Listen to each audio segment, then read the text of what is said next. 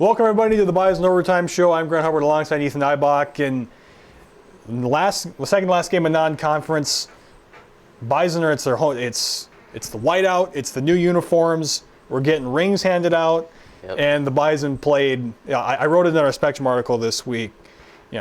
White uniforms, golden results. That's what we saw. Yeah, you couldn't ask for much better. Like one big play is all they gave up on defense. Offensively, Cole Payton was a machine. He looked like Josh Allen out there. Yeah. And then you get the rings for the fans. The fans were great for about 30 minutes. Yep.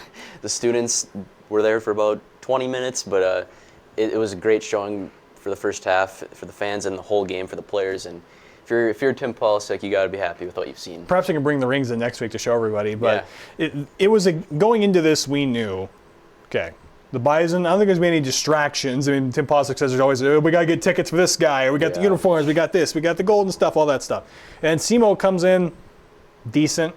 We got athletes, Leatherwood at quarterback, the tallest guy they've seen since 2015 with Brady Gustafson in Montana came into the Fargo Dome. Yep. They have, Donnie Cheers, he had a big playoff game last year against Illinois State, over 100 yards receiving on 12 catches. They have some talent, Justice Johnson at corner, but again, Bison talent is Bison talent, and they were much better than what the Redhawks put on the field. Yeah, and I think people are going to say we can't really gauge how good the Bison are off of this. I think we can. People at Inforum and people in Brookings want to say this and that. I think we can say the Bison are the best Brookings, team. I would say. Yeah, just Brookings. We'll say that. But SEMO, I think, is definitely at least a contender to make the playoffs. I think Tennessee Tech's going to win that conference, but they have a chance. We'll get to them a little bit later with Tennessee Tech, but I think Bison, you can't ask for anything better, like I said. So the Bison are 3-0 going into the bye. We'll show you the highlights now of what happened between North Dakota State and Southeast Missouri. Against SEMO, Colton Heagles flipping the coin to start the game. NDC's all-time leading unassisted tackler flipping the coin to start things off. Opening kickoff through the end zone. First play of the game, 1st and 10. Cole Payton rolls left, finds Perham's Finn Diggins for a 19-yard catch and run to the NDSU 44. That play seems like a staple in the Bison offense, I feel like. Another first down run, botched exchange. Peyton's going to make something out of nothing. He will somehow manage to get 3 yards out of this play. It's pure Trey Lance right there. Brika Penu takes this pitch 31 yards before being wrapped up by Amari Townsend. Good hole here from the Rams to create that one. Yeah, don't forget the receivers blocking. I feel like they blocked really well in this game too. And Cole Payton, later in the drive, finds Rajah Nelson for his 3rd touchdown in as many games, 7-0 Bison. Yeah, people are forgetting about Rajah Nelson. It's all it talks about Bryce Lance, all these tight ends that are playing so well. You can't forget about Rajah Nelson. He's had arguably the best 3 games of his career already. Just runs the out route to perfection on that corner route. So the Bison lead early. But Southeast Missouri would punch back. Jax Leatherwood will hook up with Calvin Gilbert for a 65-yard touchdown. This was the first TD the Bison have allowed all year as SEMO evens it up at 7. Yeah, and Classy doing the horns down. Oh, yeah.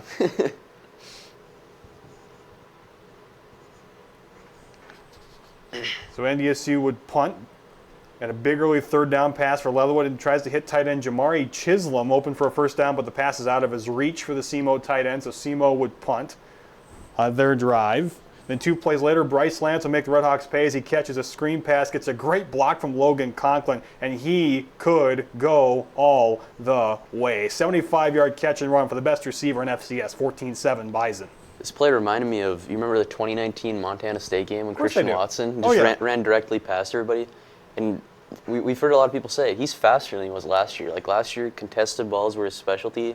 I think we're going to see a lot of this year. I don't know if Bryce Lance is just that fast or if the SEMO defense was just that slow, because it's a little bit of both to me. And yeah, his long strides, you can tell it's quicker than the other guys on the team.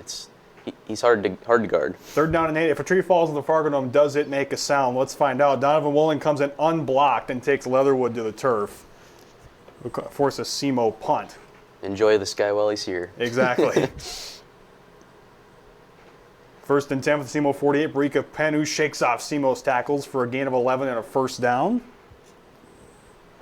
But the drive would stall. Eli Ozick 50 yards out. He's going to miss this one to the right, so the score will remain 14-7. At the distance, just not accurate. He's entitled to miss once in a while. Yeah. SEMO would punt in its next possession, and the big play, Bison are back at it as Peyton hits Bryce Lance for a 31-yard completion to the SEMO 31-yard line. Guy's unguardable. Amen to that. 4 plays later, 2nd and 24 after an offensive pass interference penalty on Rajah Nelson. Cole Payton will get the penalty yards back as he picks up 18 yards, and the Bison lead at 14-7 after 1. Pick it up second quarter. Later in the drive, Eli Ozick from 43 yards makes it a 2-possession game, 17-7. Good to see him bounce back from a miss early. SEMO would go 3 and out. Next Bison drive. SEMO coach Tom Matukowicz said, I don't know if Cole Payton can throw. I think it's safe to say he can as he hits Bryce Lance for a 48-yard completion to the Red Hawk 38. I don't know if we'll ever see Bryce Lance go one-on-one the rest of the year. A couple plays later, Peyton shoots it to the far side, hits Makai Collins for a 28-yard score. It's now 24-7 NDSU. It appears the receivers were practicing their touchdown celebrations this week. They had plenty of time, right? Yeah. Next SEMO possession, they'd finally get something going on the ground as Brandon Epton Jr. will get outside, and he'll have a 16-yard gain and a first down.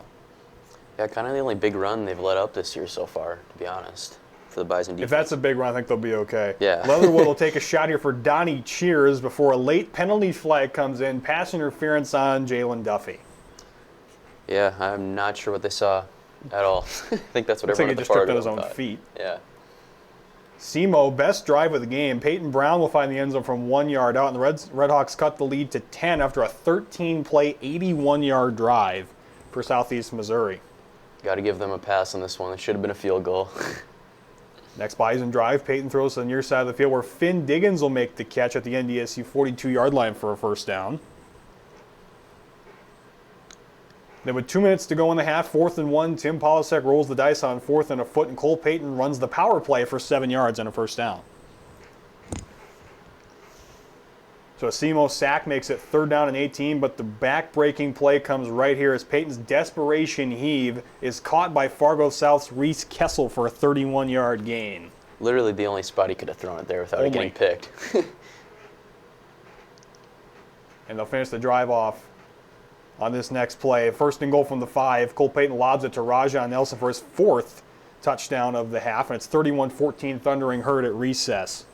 Again, most underrated receiver in the Valley right there. 4th passing touchdown for Peyton, I should say, of that first half.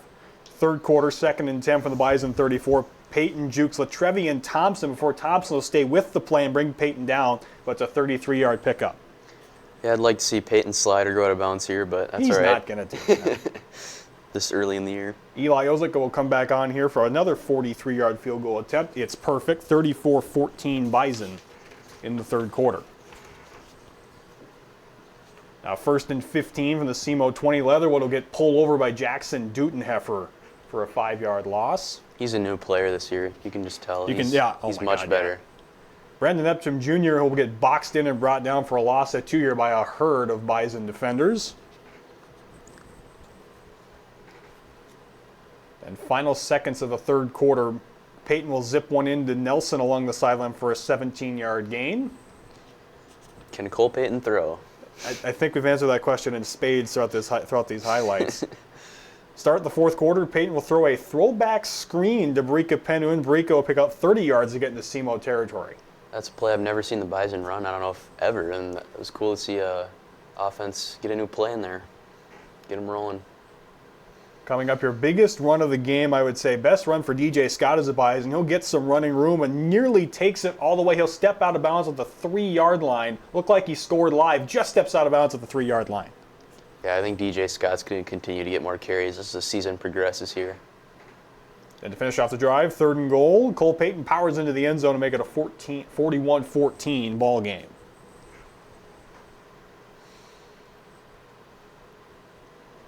Now back at quarterback, Patrick Heidert throws to Donnie Norm Cheers, but the pass is ripped away by Jaquise Alexander for the interception. Payback for Nathan Hayes' interception. That's exactly what happened on his last week. Just a little bit. Yeah. Happy seeing Jaquise play a little bit more as well. Yep. And that will be your final big play of the game. Nathan Hayes will kneel out the clock, and the Bison won their 200th game inside the Fargo Dome with a victory over Southeast Missouri State, 41-14, as they head into the bye. Yeah, there's not much to say other than the offense was on fire. Cole Payton was on fire, and we heard SEMO say, their head coach literally said, we don't think Cole Payton can throw. Well, he proved him wrong. Yeah, he said that in the press conference. I was there, and we're all kind of taken aback by a little bit, like, really, that was your game? I guess, do you really blame him for that kind of, I don't, because what's the notion when you come into the program as a visitor? You got to stop the power, Well, they did. They didn't stop him for 2.5, 3 yard gains, but it's just the way you have to play these guys and make Cole Payton prove he can throw the ball, and I think he did in this game. It's not like we have Cam Miller back for his 25th season at the Bison. It's Cole Payton. It's his first year. You would think that you'd seen the throw against the Citadel when the monsoon ended, and Tennessee State when he needed to, he threw the ball. But I think a lot of people are going to emphasize how they didn't run the ball that well. Well, when you have 8 guys right up on the line of scrimmage, you're going to pass it. And when you have Bryce Lance, why would you run it when you don't need to? The game plan was to throw the ball deep. That was what Payton said in the press conference, and they did. And I said big play Bison in the highlight. That was all they did, was run the big plays. The stats kind of bear it out. 22 first downs to 12. They still ran the ball for 214 yards. SEMO only had 64 rushing yards. The Bison had about 6 yards per carry, 560 yards of total offense. I think they've been over 500 yards in every game this year, I think. I don't know off the top of my head for sure. Helps when you throw for almost 400. That helps. Time of possession was about even, 30 minutes, 48 seconds to 29-12 for SEMO, and 3 or 4 in the gold zone. So they did what they had to do there. Though 2 things that stand out, at least that we're looking at: 7 penalties for 74 yards, and they were 2 of 10 on third down. Yeah, the penalties, it's a little bit of like over effort thing, kind of. Yeah. A little bit, and then the pass interference throw it away, the horse collar throw it away, those were not penalties at all in any world. Third down needs to change. If you're going to beat a South Dakota State or a UND, you're going to have to convert on third down in a hostile environment, and they're at home doing that. A little concerning, but again, they won by 27. It didn't feel like they had a lot of third downs either. I'm surprised only 10 showed up on the board, because SEMO was 6 of 15 on third down in the game as well. Cole Payton, what can you say about this performance? 16-23, 348 passing yards, 4 passing touchdowns, 151.72 QBR. Insane. 11 rushes for 53 yards and 1 rushing touchdown. The 348 passing yards, the third most passing yards in a single game in Bison history. Trails, I want to say it's Trey Lance and Steve Walker, the only 2 above him, because Walker threw for 460 yards against Ball State, I think. Brika Pendu, 14 rushes, 84 yards. Bryce Lance only had 4 catches. It's like Randy Moss, 4 receptions, 159 yards, and a touchdown. Raja, 4 receptions, 41 yards, 2 touchdowns. The offense did everything you would expect to finish out non-conference. Yeah, and I think what's scary for the opponents is, like, Peyton had 11 rushes, but it wasn't, like, designed. Like, if there was, like, maybe two design runs. Yeah, if you get into these games where the pass isn't open a lot, we've seen Cole just take off and run. I think of the playoff game against Drake here in front of, like, 5,000 fans. But 5,000 of our closest friends were there for that game. It was 4th and 18, and there was nobody open, and he just took off and ran past scored. everybody. It's like, that's the kind of stuff that we haven't even seen yet, which is scary for the Valley. Code Green continues to show out. Donovan Woolen has been outstanding so far in his season of truly getting to play. Three solo tackles, 6 total, 2 TFLs, and that sack. Dudenheffer, 2 tackles, 3 total, 2 TFLs, and a sack. Victor Isley got to play a little bit, 97. Yeah. He looked really good in this game. 3 solo tackles, 3 total, TFL, a sack. Nathaniel Staling, good as usual, 2 solo tackles, 7 total, and a half of a TFL. And Toby Anene should probably have a sack and a half, but just a half a sack, a solo tackle, 3 total. Code Green did. I mean, they give up the one big play, but you got to have a short memory. They did, and they dominated, I'd say, the rest of the game. I'll tell you that one drive. Yeah, and the Donovan Woolen thing, it goes back to when Enoch left. It's like, we're fine. Yeah, when Marty Brown left, it was a little concerning. When Cody Heisman left, I was a little worried. Enoch was the one that didn't, and that's no offense to him. He's a great player, but Donovan Woolen is like the next coming of Jabril Cox. Yeah. He's a stud. And Aaron Bickerton, just a shout out him. He's in my class earlier today.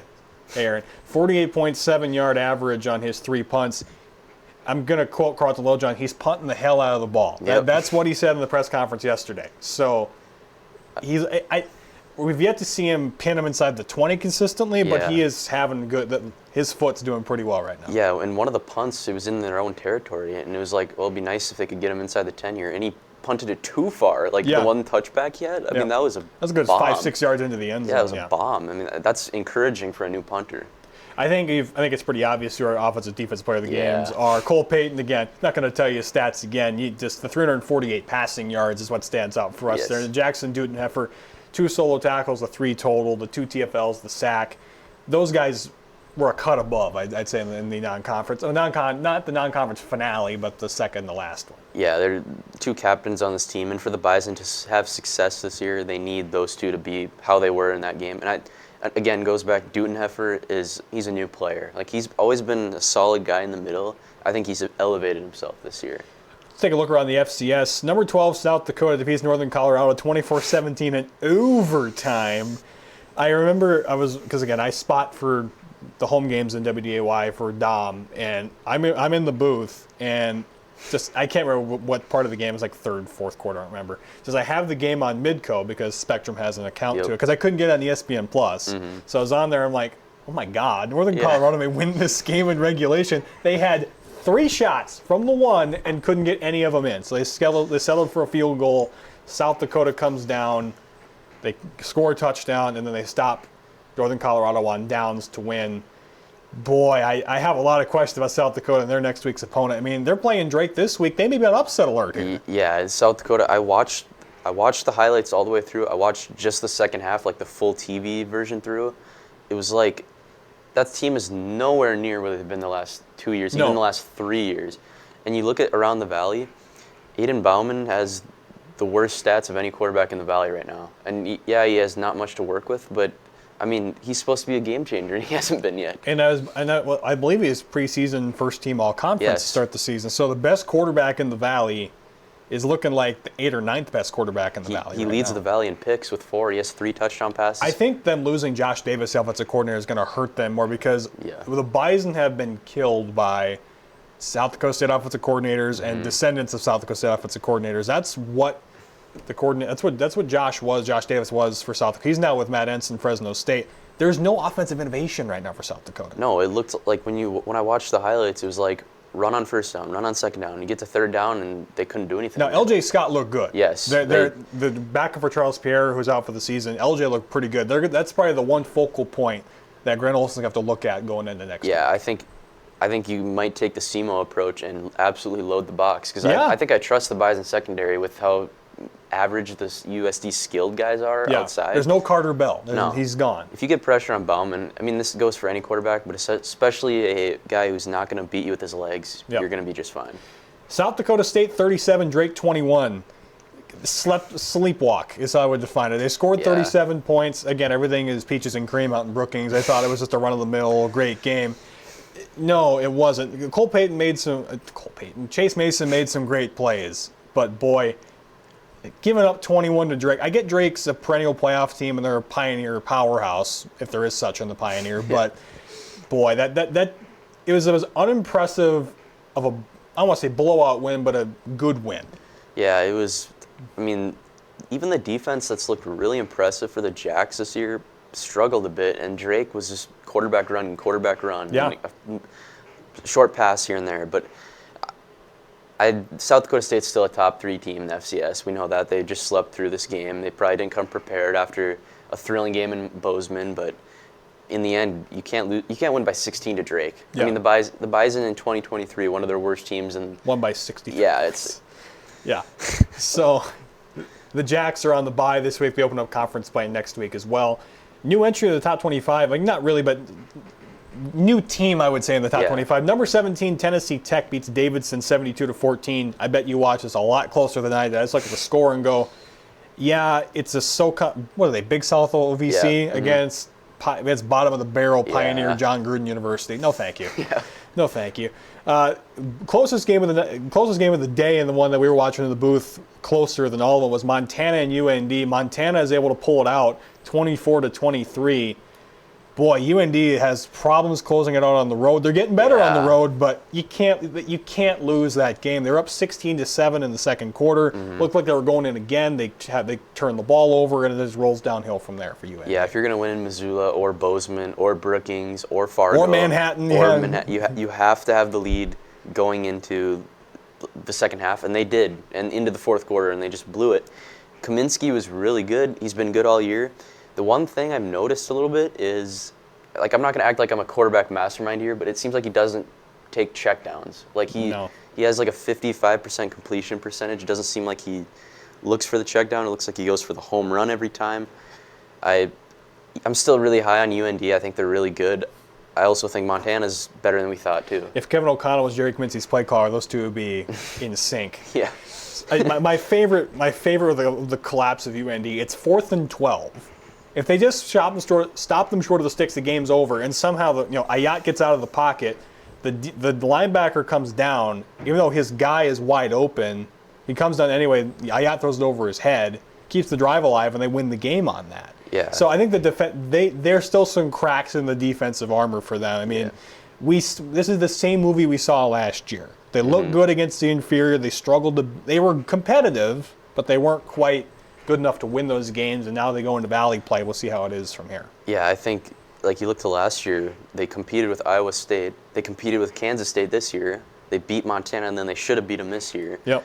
They come here to Fargo. They were terrible. They get pantsed. This year they look much better. We have to admit that. But again, it's still kind of Bubba's group, so it's hard to gauge how good they're going to be.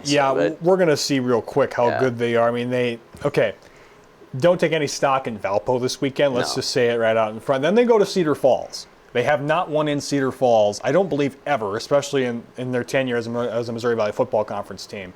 Then they play Youngstown, then they get Southern Illinois. You have to win a road game in this league, or you're not making the postseason. I said 5-7. I had them losing both Northern Iowa and Southern Illinois. And Youngstown, though, looks like a pushover because their quarterback's having a great season. So far. Yeah, I don't think they'll have any. I mean, Youngstown might give them problems, but it's in the Alaris Center. I don't see them losing that game. Best home team in FCS ever is UND. The Bison are good, but man, when UND is on in the Alaris, tough to beat them. They have to. If they want to get a top 16 seed, they got to go 3-0 in their first three because you still have 3 Dakotas coming up. And by the way, Montana, they might have the easiest schedule ever beyond this point. They've won 7 more home games? Yeah, and then the toughest one is Idaho. And you get to the end, you got Montana State at home, and that's never gone well for Brent Vegan. So because that game it's a butt kicking one way or the other. Those teams play best rivalry in FCS, and it's a blowout every year. Montana might get a top 4 seed with this schedule. I hope they do. Yeah. Montana State over San Diego 41-7. Go through some of these quick. Illinois State defeats Eastern Illinois 42-30. That's NDSU's second Valley opponent. Michigan State holds off Youngstown 41-24. Close game through 3 quarters before Michigan State pulled away. Idaho defeats Utah Tech 20-6 in a sleepwalk fest. My boys from Northern Iowa knocked off Eastern Washington 17-14. These are the games we picked here at the bottom. One I'm still mad about. West Georgia defeats ETSU 35-31. You're up 10 in the fourth quarter. Finish the job, ETSU. Southern Illinois over UT Martin 37-10, and Tarleton over Central Arkansas big time 56-10 were the scores from around the Valley, or around the FCS and the Valley. We're going to turn this into a weekly segment. We thought we were going to do a couple segments. We're going to do hot takes. I got a couple this week. So I'll do the next 2 weeks and we'll alternate back and forth. Yep. Okay. Number one that I have. South Dakota State loses 2 conference games. The Bison is 1. I'm high on Illinois State. They look good to me. They have good quarterback, 2 good running backs, good receiver, good offensive line. They got Niekamp as a Buck Buchanan Award candidate, linebacker. He's good. I don't know. You can react to these if you want. Yeah. But the way the Jacks have played, I don't care what Peaches and Cream and Brookings says.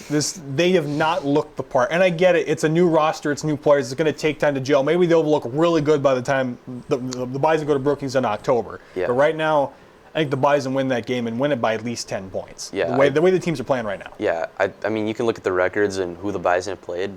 The Bison have looked miles ahead of the Jacks. Right. That could change in the next month. I mean, there's a long time till these 2 teams play.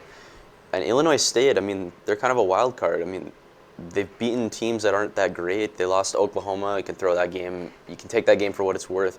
But I think you're right on this because I don't think they're beating the Bison. They still have UND. You never know. That could be a tough game. USD could be a tough game. But yeah, I agree with you on this. I could also see them going 11-1. But yeah, I do think you're right. Yeah, I'm going to skip around a little bit. I'm going to have Illinois State. I think they could be a top 5 seed. I'm trying to get their schedule just so I can prove my point. I like the way the Jacks have played. Now again, Oklahoma's having a really good. They're having a rebound Yeah. season. They only lost 35-3. You say so what? And again, playing against them in Norman is a tough job. So only giving up 35. Yeah. I know it's 35, but you know what? I'll take that and run with it. Their first conference game is North Dakota State. It's a night game on ESPN Plus. We'll see how good they look then. It's a whiteout for them. It's a big game for them. Hopefully Mason Claybo's in the stands. Love you, buddy. I mean, they get Murray. They play Youngstown. They go to South Dakota, Northern Iowa, Indiana State. They go to the last 2 regular season games. Brookings and then versus Southern Illinois. I think it's very possible they could finish second in the league. I really do. If they're only loss in conference, which to me I think it will be because they don't play UND, and South Dakota is very gettable. Northern Iowa is rebuilding. Indiana State is Indiana State. At the worst, I think they're going to have 2 conference losses. Yeah.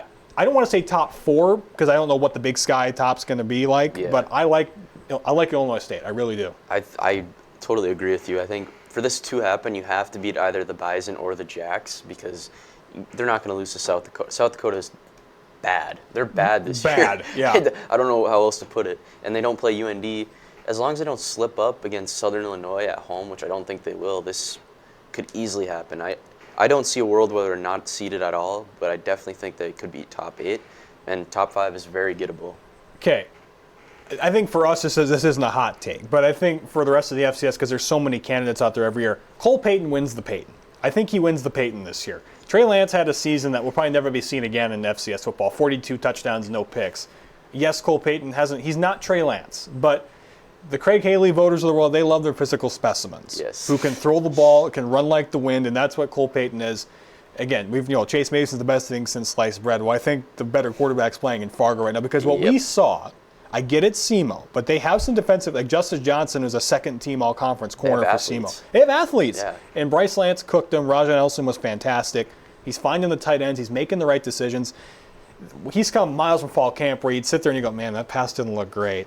But then you go into these games and you go, he's on time, he's on target, he's accurate. If he plays the way he does, he should win the Payton, in my opinion. Yeah, it goes back to last year with Miller and Malott. Miller had the completion percentage, the yards, the touchdowns.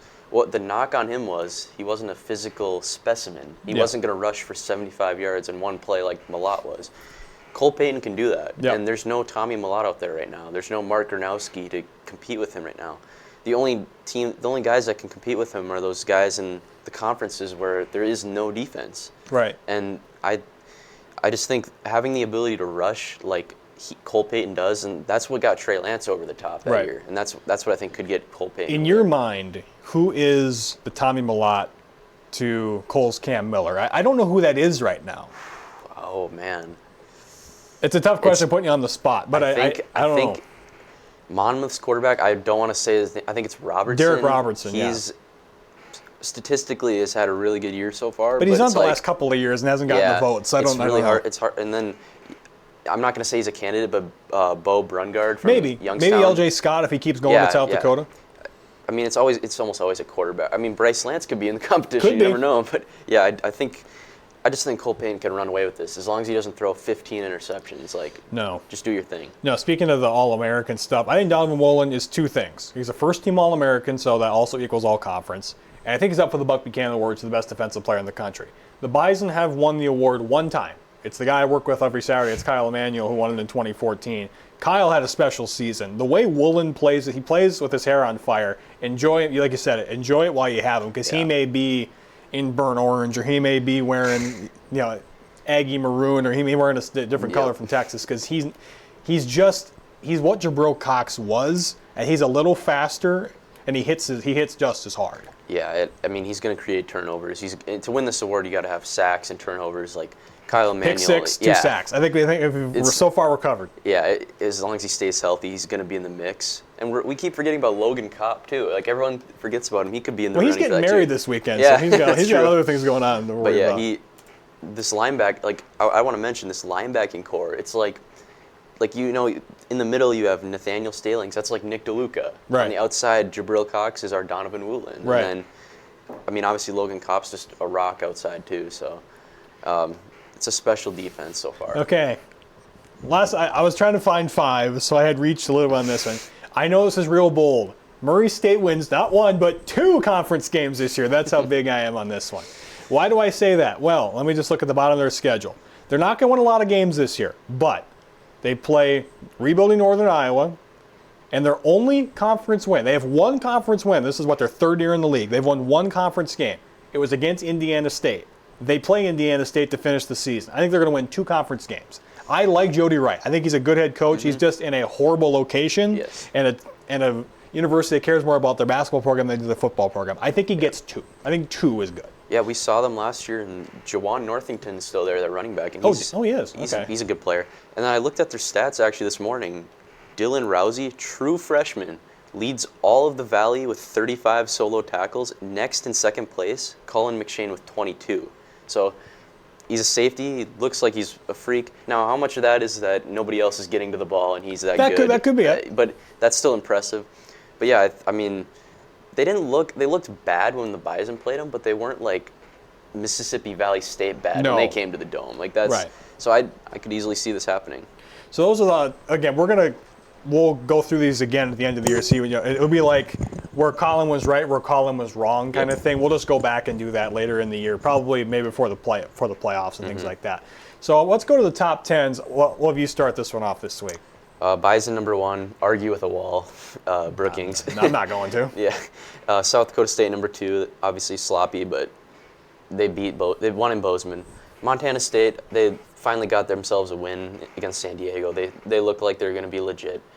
They could be flopped with my next one, Tarleton. They destroyed Central Arkansas. Nobody wins by that much on the purple turf. That's it. That's true. Well, the Bison go there in a year or so. I'm excited so for that one. Montana, I didn't move them up or down because they beat UND. Can't really put them above any of the teams above them. Brawl of the Wild is going to be awesome this year. I'm just going to say that. Yeah. Illinois State looks promising. We'll see in a few weeks when the Bison go to normal. I'm really excited for that. And they're very senior heavy. You talk about like Tommy Rittenhouse, Wankers Wright is still there. I think Ty Nykamp's either junior or senior. He's really good. He's their Logan Cobb. Yeah. Exactly. And they always have good D-backs. But this is the surprising one that we may differ on. We're going to differ on this one. I'm going with Tennessee Tech. I had them in my top 25 to start the year, and then I moved up and up. They blew Chattanooga out. Now Chattanooga's 0-3. They're not great. That's my point. Yeah, but at this point in the year, until they lose to somebody, I can't move them, unless they have a close game with somebody bad. And I did boot Rhode Island out. They beat Holy Cross by 2. I know you disagree with that. Oh, I'm going. Yeah. Rhode Island's going to be back in my top 10. Their schedule's cake, but at this point in the year. Yeah, it's what's left of the CAA. Yeah. So. UND 8. I didn't want to move them down. They should have beat Montana. Shoulda, woulda, coulda. They lost. They lost by 1 point in Missoula. That's hard to do. Idaho at 9. This team is impossible to figure out. Oh yeah. St. Thomas went into the Kibbe Dome and lost by 7. 7. And yet St. Thomas almost lost to Northern Michigan. A Yes. D2 squad that hasn't won a game in 3 years. Terrible. It was terrible. Idaho is, I feel like they're a program that should be better because they've been building and building. The portal has killed them. I still think they're a playoff team, but at this point in the year, this is probably the spot where they should be. Lehigh, again, I've said it every week. Lehigh being in the top 10 is not good for the FCS. They're not that good. They should not be here, but they are. No, okay. My poll it's a little different than his. I'm going to go Bison 1. Again, dispute all you want. They're the number 1 team in the country until they're knocked off. Sorry. SDSU 2. I'm going to go Tarleton 3. Montana State 4. I'm going to keep Montana ahead of Illinois State. I love Illinois State. Montana it's a ranked win. It's UND. I'll give them their flowers. I'll leave them at 5. Illinois State at 6. I'm going to leave Rhodey at 7. I get they don't look impressive, but they look good enough for me to keep them in the top 10. Yep.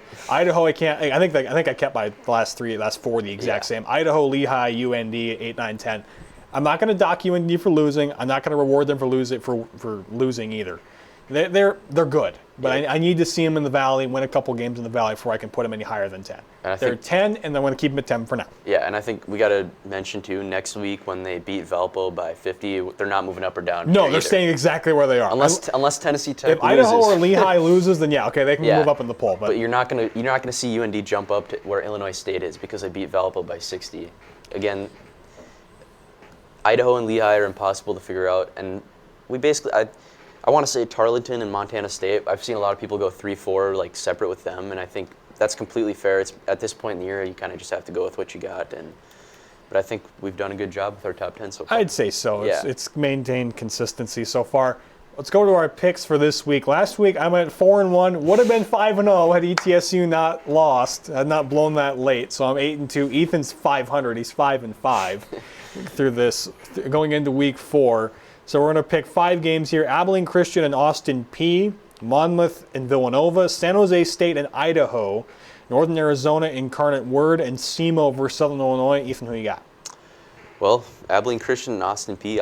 Abilene Christian has played 2 FBS teams, so it's hard to tell how good they are. Austin P. has dominated everybody except for they played Georgia, and they lost by 22. And only gave up 28 points. Yeah, at Sanford, that's good. We'll take it. But then again, Georgia plays FCS teams bad every time because they, to use Michael Tutzie's phrase, they roll the helmets out there. That's true.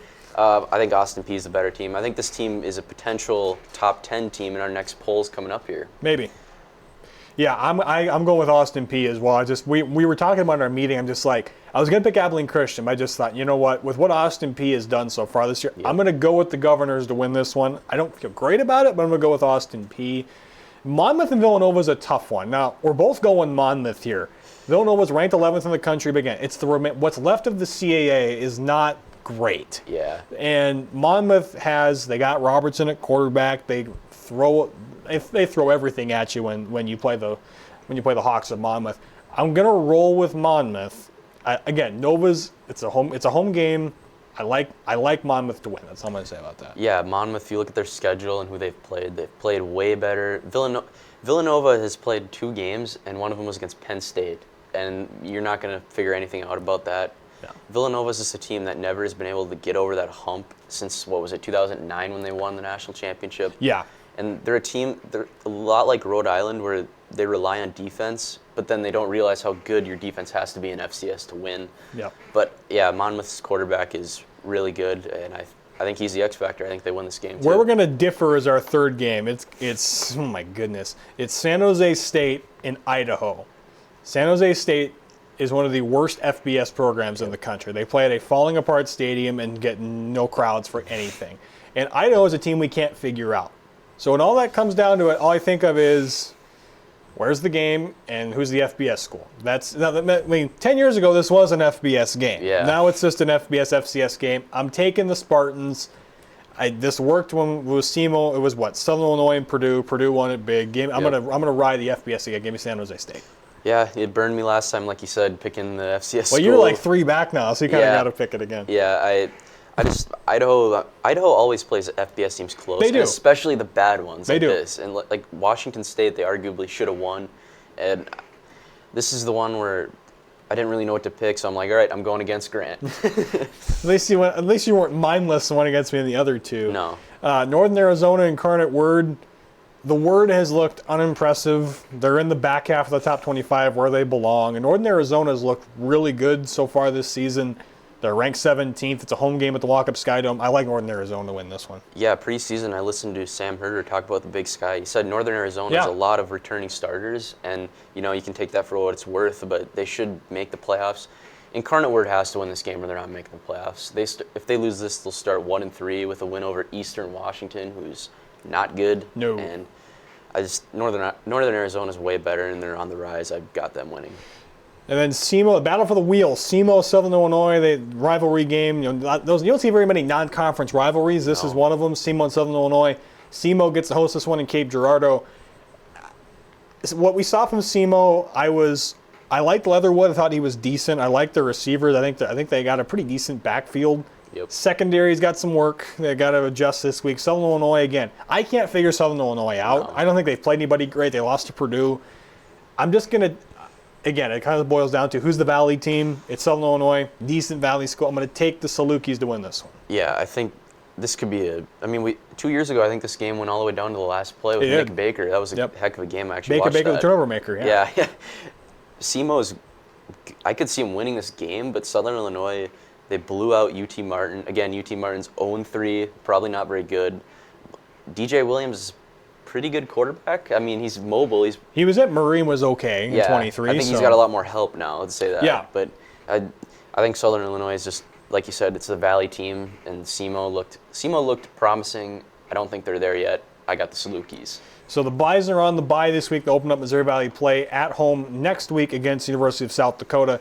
Give me one thing you're looking for as we wrap up here for next week against South Dakota.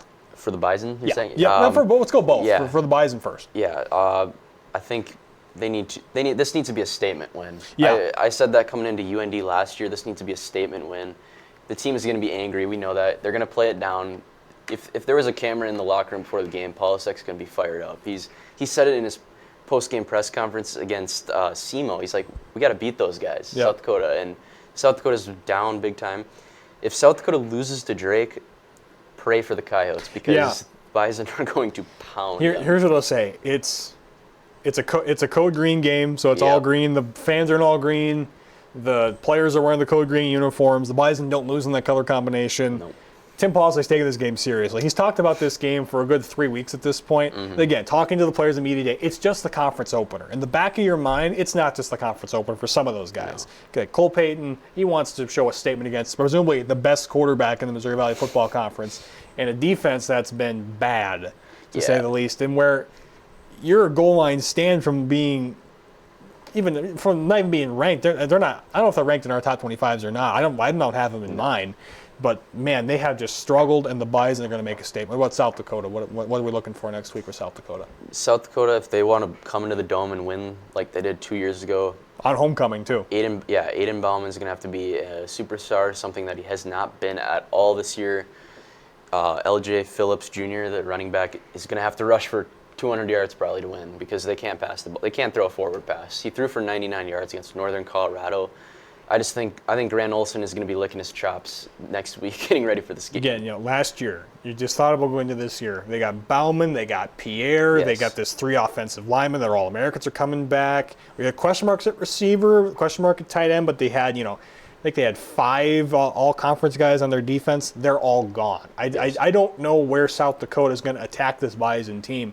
SEMO tried the make Cole Payton throw it aspect. They got killed. Can you stop them on the ground? I don't know. So it's going to be interesting to see how this game plays out next Saturday. So I don't know what we're going to have planned next week because there's no game, but we'll figure it out. We'll figure it out some way. We'll keep you entertained for another 35, 40 minutes. That'll do it for us here on the Bison Overtime Show. For Henry Raddick in the studio and Cash Roman in the studio, Ethan Eibach, my co-host, this is Grant Hubbard saying so long. This has been the Bison Overtime Show. Horns up and go Bison. See you next week.